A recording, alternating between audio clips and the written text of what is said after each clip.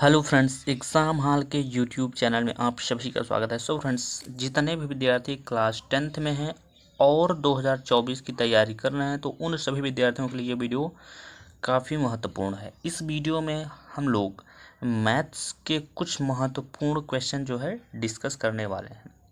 तो एक भाई ने हमारे कमेंट किया था हमारे चैनल पर कि भाई सर, मैथ की एक इम्पॉर्टेंट क्वेश्चन का जो है वीडियो लाइए। ठीक है, तो भाई आप लोग केवल पढ़ाई कीजिए, वीडियो पहुंचाना मेरा काम है। ठीक है, तो चलिए वीडियो को बिना देर के दो वीडियो को स्टार्ट करते हैं। तो जैसा कि आप लोग देख सकते हैं, ये हमारा है पहला क्वेश्चन और पहले क्वेश्चन में बोल रहा है क्या।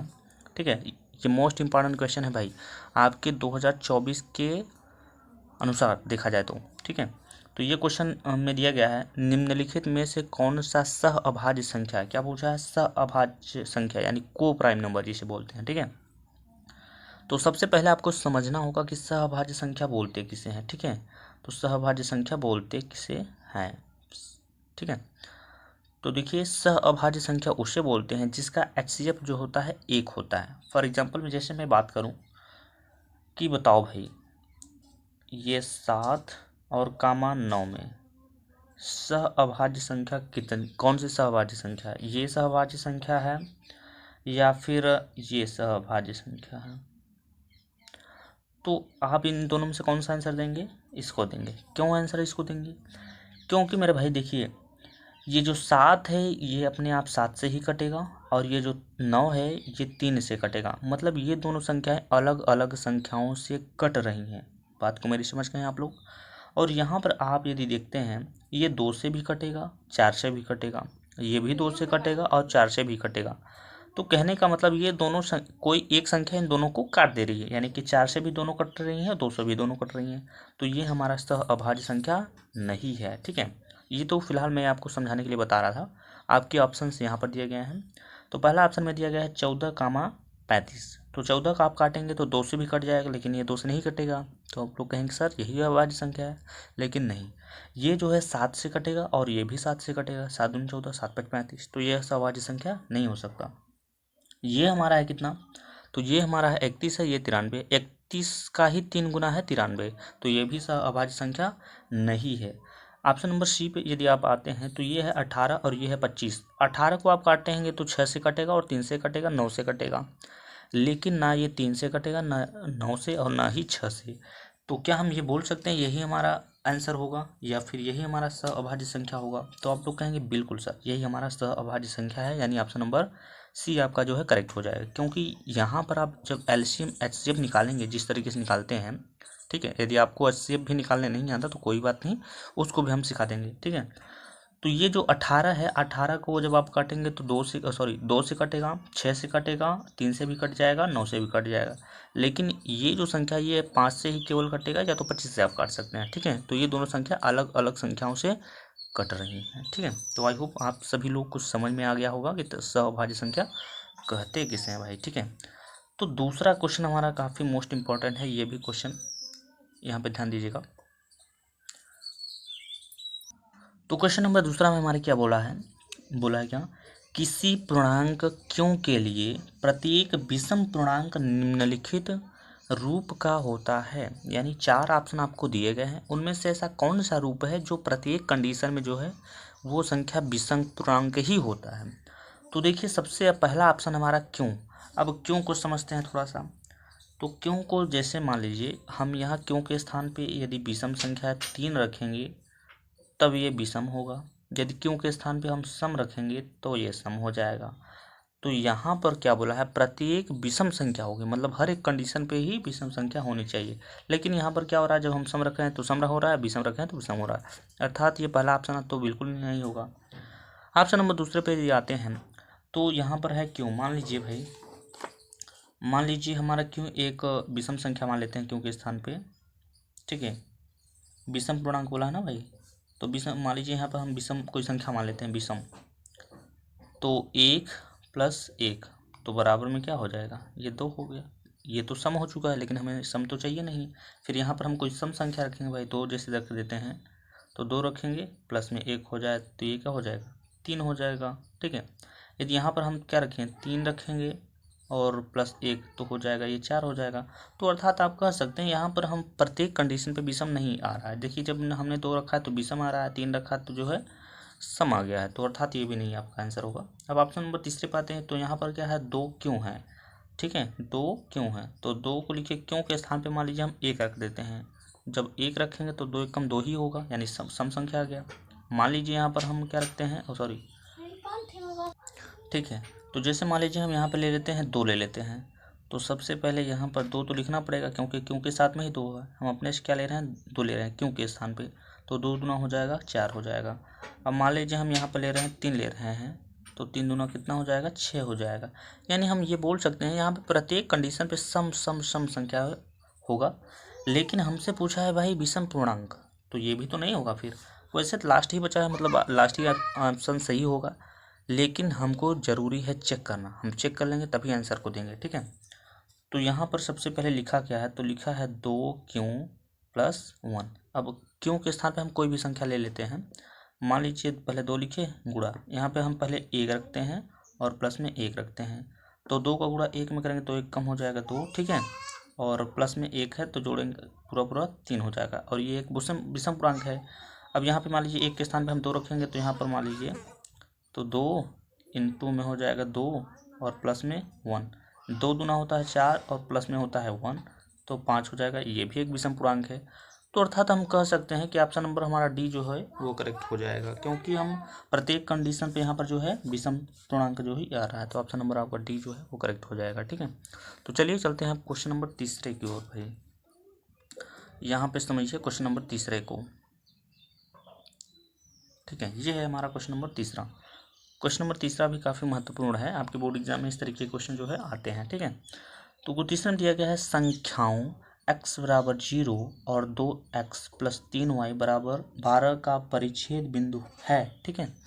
तो कहने का मतलब यहाँ पर ये हुआ कि x का मान आपको दे दिया गया है, y का मान ज्ञात कीजिए, और इन दोनों में से इन चारों ऑप्शन में से कौन सा ऑप्शन सही होगा उसको आप लोग टिक करिएगा, ठीक है। तो चलिए इसको भी हम लोग समझ लेते हैं। तो चलिए इस क्वेश्चन को हम लोग सॉल्व करते हैं। तो सबसे पहले इसको लिख लेते हैं। लिखेंगे क्या भाई, यहाँ पर देखिए x का मान हमें दिया गया है x बराबर 0, ठीक है। सवाल में हमारा क्या दिया गया है, तो सवाल में हमारा दिया गया है 2x, ठीक है, प्लस में 3y और बराबर में कितना दिया गया है, तो 12 दिया गया है, ठीक है। x का मान हमें ज्ञात है, y का मान ज्ञात करना है। तो जहाँ पर x होगा वहाँ पर हम रखेंगे 0, ठीक है। तो मान लीजिए 2 गुणे में यहाँ पर 0 हो जाएगा, प्लस में यहाँ पर हो जाएगा 3y और बराबर में क्या हो जाएगा, तो यहाँ हो जाएगा 12। 2 का गुणा 0 में करेंगे तो यहाँ पर 0 ही हो जाएगा, और प्लस में हो जाएगा यहाँ पर 3y और बराबर में कितना हो जाएगा, तो 12 हो जाएगा। अब 0 का यहाँ मतलब कुछ होता नहीं, क्योंकि जोड़ेंगे तो भी वही आएगा। तो क्या हम ये बोल सकते हैं यहाँ पर 3 ही y बचेगा, ठीक है, बराबर में हो जाएगा 12। यदि आपका कैलकुलेशन फास्ट है तो आप यहीं से काट भी सकते हैं, ठीक है। ये कोई ज़रूरी नहीं कि ऐसा स्टेप बाय स्टेप करें, ठीक है। तो अब y का मान हमें निकालना है, तो हम ये जो 3 है y के साथ में गुणा में लगा है, तो ये चला जाएगा भाग में चला जाएगा। तो y का मान 3 से भाग देंगे तो 3 चौके, यानी 3 चौके होता है 12 ना। तो y का मान हमारा जो है ज्ञात हो गया कितना, 4। यानी कह सकते हैं कि x का मान 0 और y का मान 4, यही वाला ऑप्शन हमारा जो सही होगा। अब हम अपने ऑप्शन में जो है चेक कर लेते हैं किस ऑप्शन में दिया गया है। तो चलिए चेक कर लेते हैं हम। तो 0,4 आप देख सकते हैं जी, यहाँ पे 4,0 दिया गया, 0,4 यहाँ है, मतलब कि ऑप्शन नंबर आपका जो बी है वो करेक्ट हो जाएगा, ठीक है। आई होप आप सभी लोग इतना तो समझ ही गए होंगे। तो चलिए अब हम लोग चलते हैं क्वेश्चन नंबर चौथे की ओर। तो देखिए ये हमारा है चौथा क्वेश्चन, ये भी काफ़ी बढ़िया क्वेश्चन है, ठीक है। ये समीकरण टाइप का है क्वेश्चन, बट देखिए इस क्वेश्चन को मैं आपको 2 तरीके से बता सकता हूँ। या तो आप ऑप्शन देख के चेक कर लो, या फिर आप समीकरण से हल कर लो। चलिए दोनों को हम लोग समझते हैं। तो यहाँ पर दिया गया है 2 संख्याओं का योग, ठीक है, ठीक है। तो क्या दिया गया है, 2 संख्याओं का योग 8 और अंतर 2 है, तो संख्याएं हैं, ठीक है। यानी साफ साफ यहाँ पर कह रहा है कि 2 संख्या है, उनका जोड़ जब किया गया तो 8 आ गया, जब अंतर किया गया तो अंतर उसका कितना है, 2 का है, ठीक है। तो पहले हम लोग समझते हैं ऑप्शन से यदि हमें लगाना, क्योंकि भाई देखिए आपके बोर्ड एग्जाम में अब जो है 20 नंबर का बहुविकल्पी क्वेश्चन होता है। अब विकल्प देने का मतलब क्या होता है, आप विकल्प से भी यूज़ कर सकते हैं। भाई विकल्प इसीलिए तो दिया गया है क्योंकि ऑब्जेक्टिव और सब्जेक्टिव दोनों पेपर होगा आपका। ठीक है, तो आप दोनों तरीके से कर सकते हैं। तो सबसे पहले हम मान लेते हैं इसको थोड़ा सा ऑप्शन के जरिए, यानी ऑप्शन से यदि हमें लगाना हुआ तो क्या करेंगे, तो समझें भाई। मान लीजिए ऑप्शन नंबर आपने फर्स्ट ही उठाया है, तो यहाँ पर दो संख्या बोला है, यानी पहली संख्या 6, दूसरी संख्या 2 हो गया, तो बोला है दो संख्याओं का योगफल। तो ऑप्शन नंबर पहले को हम उठा रहे हैं भाई, ठीक है। तो मान लीजिए दो संख्याओं का योगफल मतलब होता है जोड़ होता है, तो जोड़ कितना हो रहा है भाई, तो 8। क्या हम ये बोल सकते हैं ये कंडीशन बिल्कुल करेक्ट है, तो आप लोग कहेंगे बिल्कुल सर, यहाँ पर 6 2 8 हो जाएगा, बिल्कुल आप, ठीक है। उसके बाद बोला है अंतर 2 का है, यानी इन्हीं दोनों का अंतर जो है करें। अंतर मतलब क्या होता है समझते हैं ना, अंतर का मतलब होता है घटाना, ठीक है, घटाना होता है भाई। तो अब इन लोगों को हम घटा लेते हैं, तो 6 में से यदि हम 2 घटाएंगे तो यहाँ पर आ जाएगा 4।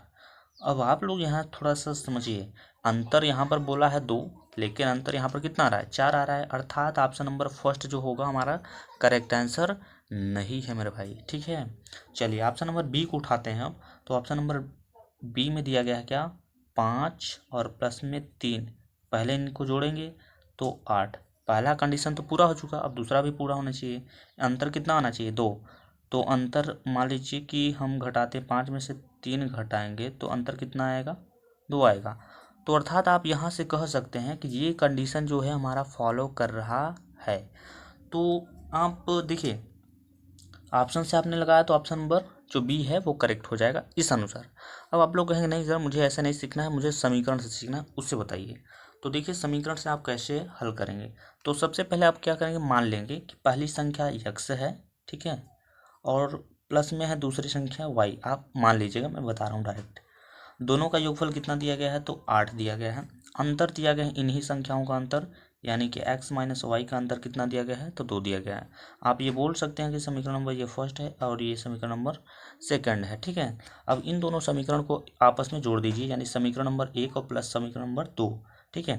यानी बोल सकते हैं क्या, समीकरण नंबर 1 प्लस समीकरण नंबर 2, यानी समीकरण नंबर 1 और प्लस समीकरण नंबर 2।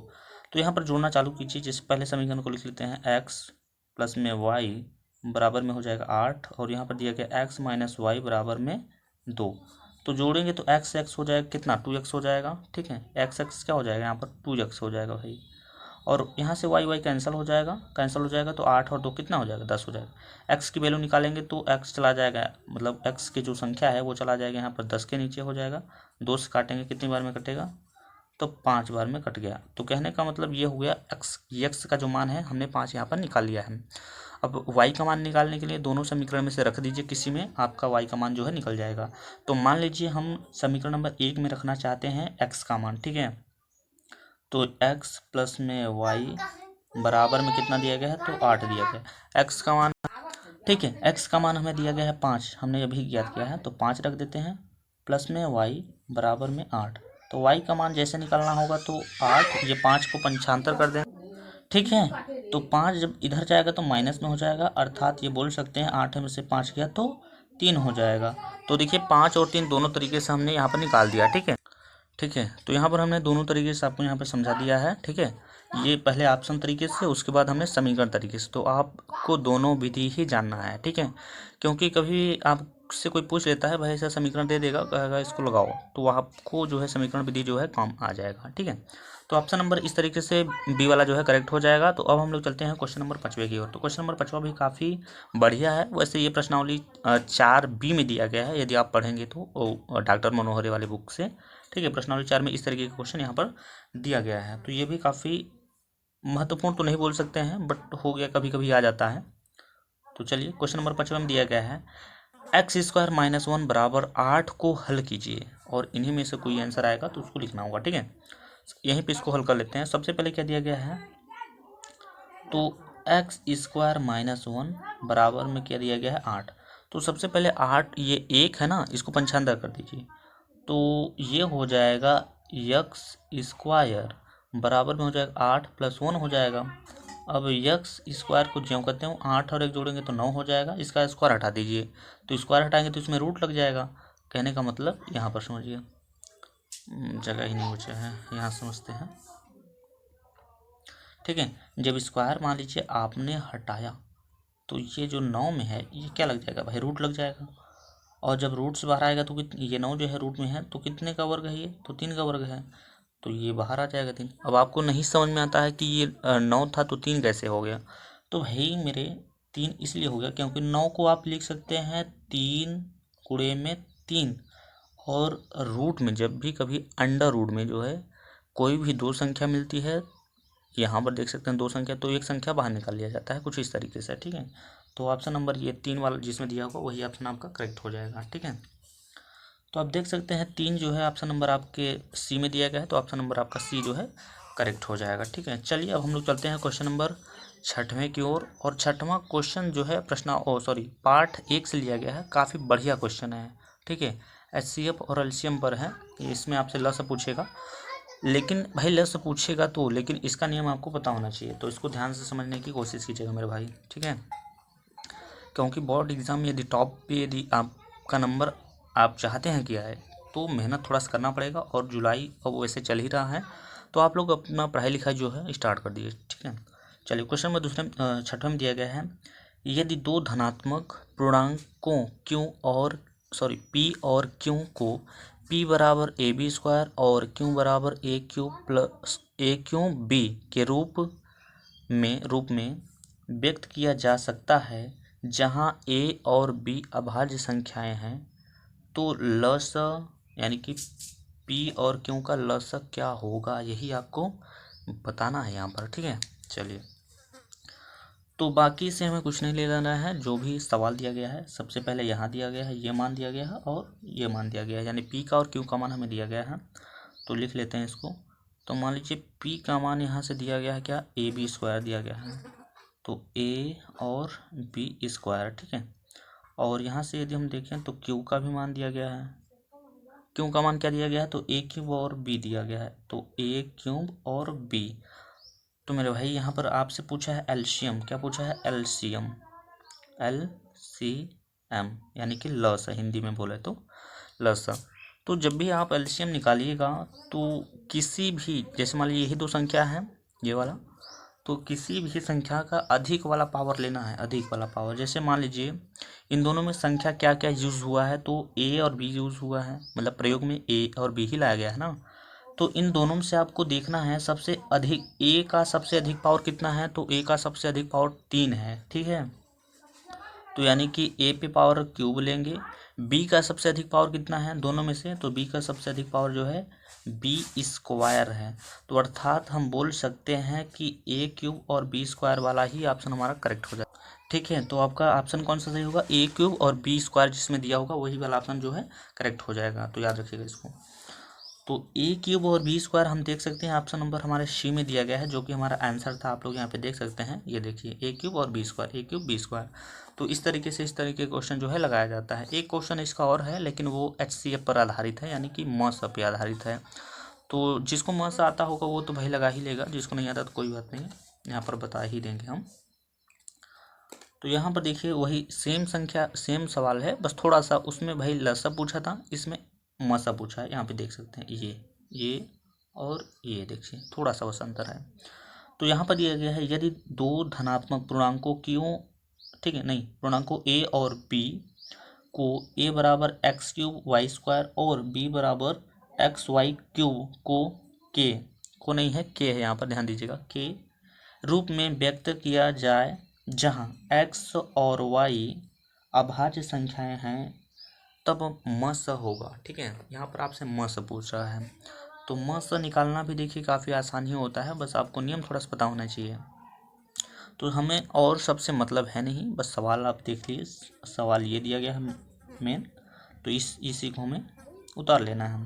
तो A बराबर हमें क्या दिया गया भाई, तो A बराबर में दिया गया है x पे पावर 3 और y पे पावर 2, और B में क्या दिया गया है, B का मान, तो B का मान हमें दिया गया है x और y पे पावर 3, ये दिया गया। तो यहाँ पर आपसे पूछ रहा है मस यानी HCF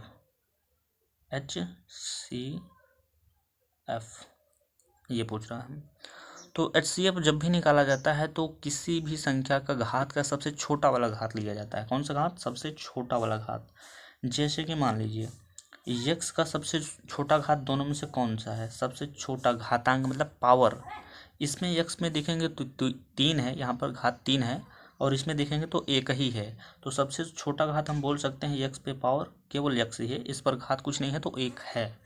और वाई को यदि देखेंगे सबसे कम घात किसका है तो वाई स्क्वायर का है, ठीक है, वाई स्क्वायर का है। तो ये हो जाएगा, यानी यक्स वाई स्क्वायर वाला जो ऑप्शन होगा वही सही हो जाएगा, ठीक है। तो चलिए देखते हैं किस में दिया गया है। तो एक्स वाई स्क्वायर जो दिया गया है हमारा ऑप्शन नंबर बी में दिया गया है, तो ऑप्शन नंबर बी जो है आपका करेक्ट हो जाएगा, ठीक है। तो चलिए अब हम लोग चलते हैं क्वेश्चन नंबर 8वें की ओर। तो ये रहा आपका क्वेश्चन नंबर 8वां, ठीक है। तो ये रहा हमारा क्वेश्चन नंबर 8, ठीक है। क्वेश्चन नंबर 8वां मैंने लिया है प्रश्नावली 7 से लिया है। आप लोगों ने यदि पढ़ा होगा प्रश्नावली 7 तो आप लोग जानते होंगे, ठीक है।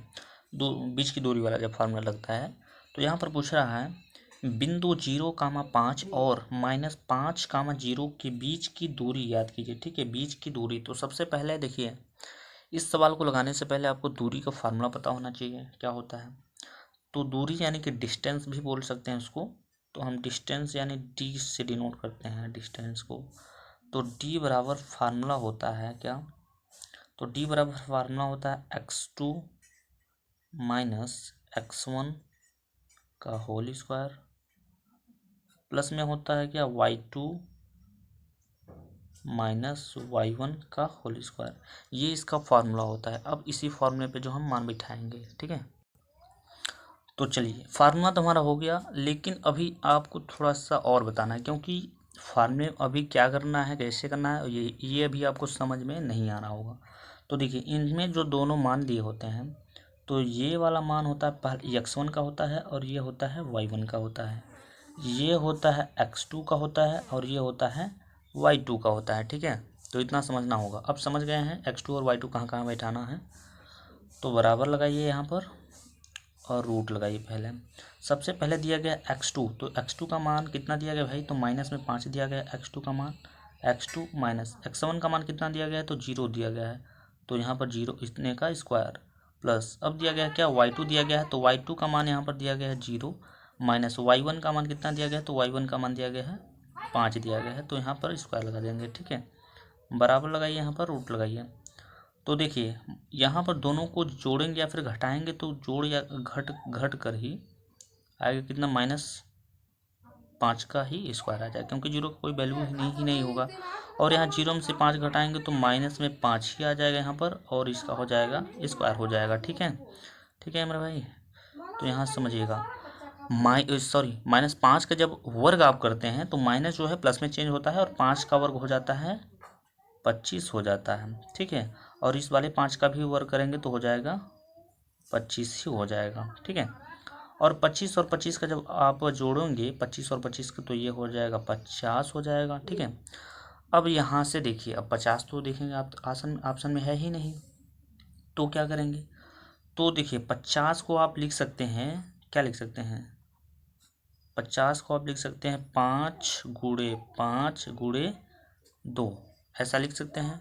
यानी 5 × 25 और 25 × 50। और मैंने कुछ देर पहले बताया था कि रूट में कोई संख्या 2 बार मिलती है तो एक ठो वो पहले निकाल लिया जाता है बाहर, और जिसका जोड़ा नहीं मिलता है वो हो जाता है अंदर, यानी 5√2 जिस ऑप्शन में दिया होगा वही ऑप्शन आपका जो है करेक्ट हो जाएगा।